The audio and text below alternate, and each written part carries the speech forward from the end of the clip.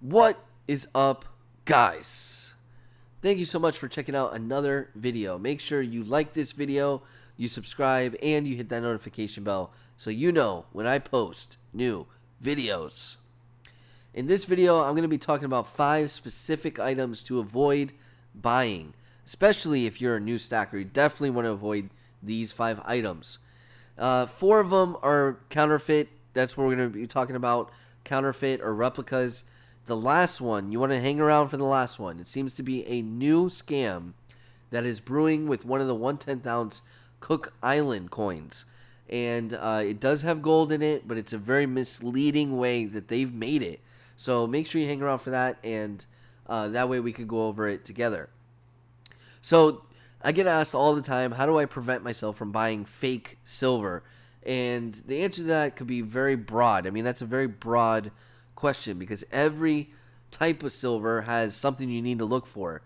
The general answer to that is, I'm sure most of you know by now, is to test it, weigh it, ping test, specific gravity. If you have the Sigma machine, you can do it with that. But obviously, that's, not everybody will have that. It's a $700 item. So the best way to kind of deter you guys from buying fakes, I figured, would be to start doing a segment like this, targeting specific items, specific rounds, specific bars, and going over them together. Now, what I'm going to do is I'm going to start choosing mints that are more popular and rounds that are a bit more popular, where you have more likelihood to run into them either at an LCS or on the secondary market. So for that reason, we have Scottsdale Mint on this list twice. The first item from Scottsdale, now they are a very popular mint, and that's why they're on here. They're a very reputable mint. So what I would suggest as an overall deterrent would be to only buy directly from Scottsdale Mint. They're not going to sell you any replica items, especially not their own silver. So if they go to buy from somebody else that is trying to resell their silver to them, they'll know right off the bat that it's not one of their items and it's a fake. These are the Omnia rounds. These are generic rounds that they've done, very popular, ongoing. They're still making them. And it seems that they've added a couple things as a deterrent to people making replicas or fakes of these rounds. When I had these back in the day, they didn't have those square boxes all around the diameter of the coin, or the round, I should say. So it seems they've added a couple other features to make it a little more difficult. The way you're going to remember these rounds is by the cross design on the obverse. So as you can see, that's a very unique design. It's a cross-shaped design. And these are called Omnia rounds. Good likelihood you'll run into these in the secondary market or at an LCS. Now, even at the LCS, you got to be careful with these. Actually, in general, you got to be careful at the LCS. What happens is a lot of customers or people off the street will go and sell their silver to an LCS, a local coin shop, and it's on the LCS to test that silver before they sell it to you. But we can't assume that all of them do it. Some of them will unknowingly sell you a piece of counterfeit silver because they didn't do what they were supposed to do and test it before selling. So you want to be really careful with that and make sure you are aware of what things to avoid, even with the LCS.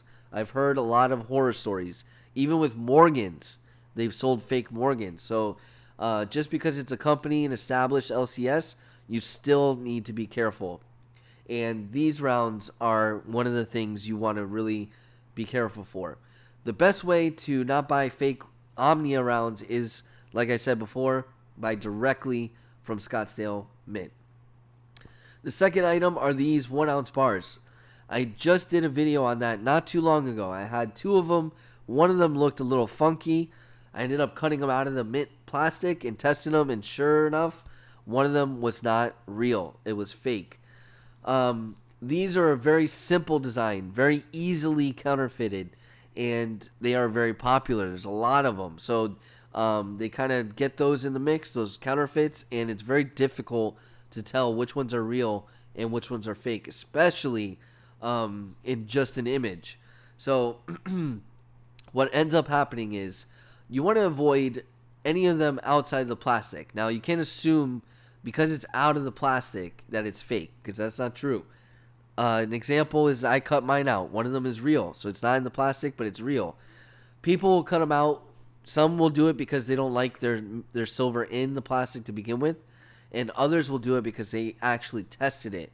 So the reason why you got to be careful is because if they tested it and it is fake, they will try and resell it to get their money. They're not going to sell it as a fake.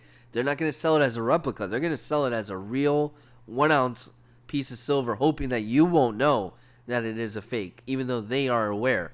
So you got to be careful that these guys are trying not to resell that fake piece of silver that they bought. So you want to be careful.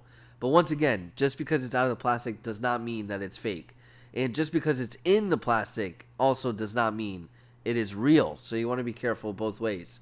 Once again, the best way to avoid it is to buy from either a reputable company like Amex or from Scottsdale directly. So what ended up happening with the fake one that I have, they start getting this weird toning. It's not a normal silver tone. It's like a milky, yellowish toning. I bought 2 fake pandas back in the day to do a video and show you guys the difference between a real panda and a fake one.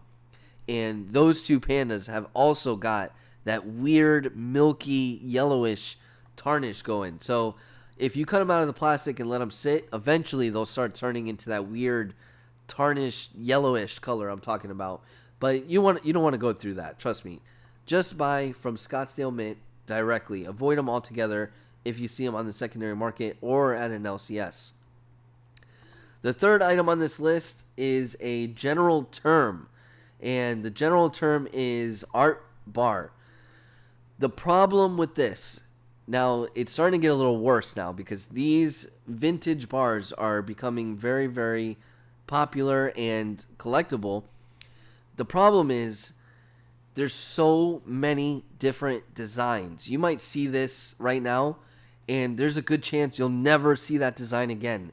There's no control with these 1 ounce bars. There's a lot of mints that are no longer around, and they kind of did like a micro mintage of these 1 ounce bars, and so like a limited run.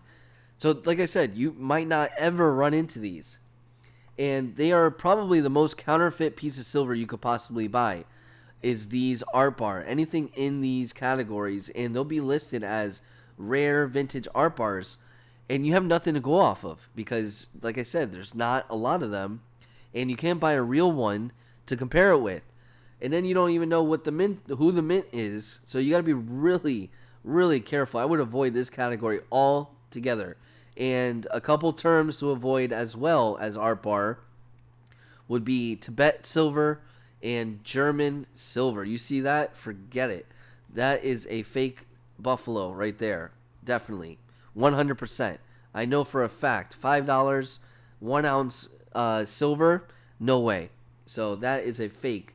Art bar, German silver, Tibet silver. Those 3 terms are very dangerous in the secondary market. Avoid it all together. So yeah, I mean, as I'm scrolling through here, look how many different designs we're seeing. Even the art rounds, you want to be careful. Art bar round, anything like that. But I mean, there's just a million different designs, and you just don't know what is what. So this is a very dangerous category, and the fact that these bars are becoming in demand is scary because there's probably an influx of fakes going through the market right now because of these fake art bars. Another thing you want to watch out for is they'll add this toning to make it look like old piece of silver, and it's actually not an old piece of silver. They just made it look old in order to throw you off. So be careful with that as well. The fourth item is, of course, the China Panda, the Chinese Panda. Now, this made the list. Even though I've done videos, I've been getting a lot of questions about these pandas. My suggestion to you, first off, don't ever buy. If you see from China, forget it. Don't even bother. And another thing would be to avoid any silver pandas on the secondary market. If you want to go deep into the panda collection and start getting into the 90s and the early 2000s, pay the extra money and buy it from APMEX, MCM, JM Bullion, those reputable companies. Do not risk it on the secondary market. The older the panda is, the more likely it is to be counterfeit. There's a couple reasons for that. One, you're not going to run into them that often.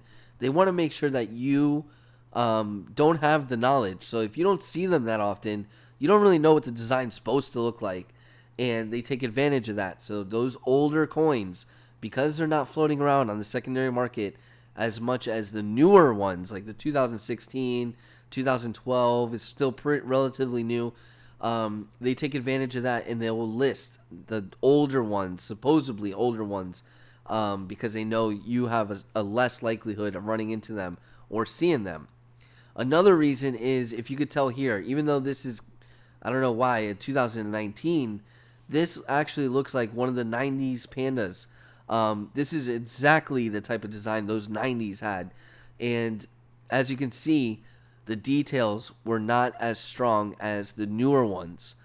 The newer ones have that proof-like finish that could be very difficult to replicate, whereas the older ones don't. And they have these very thick lines. So if you really want to get into how to tell a fake from a real one, I have 2 separate videos on comparing a fake panda with the real one. Make sure you check that out. But yeah, these older ones have these very thick lines, and those are very easily replicated, especially from China. So my suggestion, don't assume, another thing, don't assume that because it's in a slab, it's real. They also counterfeit the slabs. Believe it or not, yes, they do. Pandas, you want them, pay the extra couple bucks and buy it from only reputable dealers. I wouldn't buy any pandas on the secondary market at all. At all. You're just asking for trouble. And the last thing, this is seems to be a new scam that is brewing up on eBay. Actually, I don't know if it's been going on for a while, but I just come across it. And it's a very misleading piece of gold. And I don't know why Cook Islands decided to do this. I think they've corrected it now, but regardless, you want to make sure you're being careful. I don't want one of you guys thinking you got a good deal and then all of a sudden you find out it's not such a good deal. So what's going on here? This is a 1/10 ounce, and as you can see, even the listing is kind of misleading. 0.24 pure gold. But even though you think that it's 24 karat, it's going to make you assume that's 24 karat pure gold, right? It's actually 24% gold. It actually has more copper than it does in the coin than it does gold. More copper. So if you read the listing, and it kind of explains that whole thing, 25% pure, but the title says it all. 0.24 pure gold. So obviously this is misleading. And look at the price, $200. I mean, that is the price of a 1/10 ounce coin, pure gold coin. So very misleading. Make sure you're being very careful with that. And it's weird because, you know, even on the coin, it says 1/10 ounce, 0.24 pure gold. It's just a really, really strange thing that they did, and a very misleading thing that they've done here. So even though this is a 1/10 ounce, when you factor in the actual gold weight, it actually comes down to a 141 ounce piece of gold. Man, that's crazy. So yeah, 141. That's weird. Weird denomination. So yeah, you want to make sure you're being careful with these. I'm trying to find here.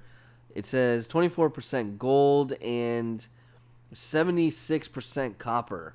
So crazy.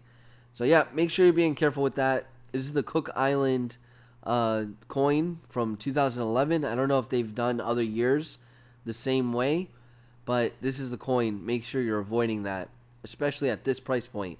Now, I mean, I'm sure there's people on here selling it for less less price point that is not competing with the actual 1/10 ounce of pure gold. I haven't been able to see any though.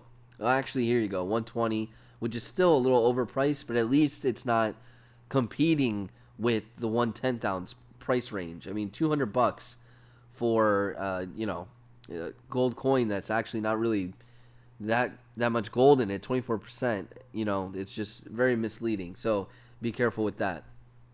But anyways, guys, so this is the first time I've done this type of segment. I'm gonna start doing more of these, targeting specific pieces to look out for. I think it's gonna help you guys in the long run. It's actually gonna help me too because I'm learning along the way. Like I said, I just found this gold coin, and I was like, wow, that is very misleading. So very interesting piece right there. So anyways, let me know what you think down in the comments. I hope you enjoyed this video and my rambling. And make sure you like it, subscribe, hit that bell, and I will talk to you guys later.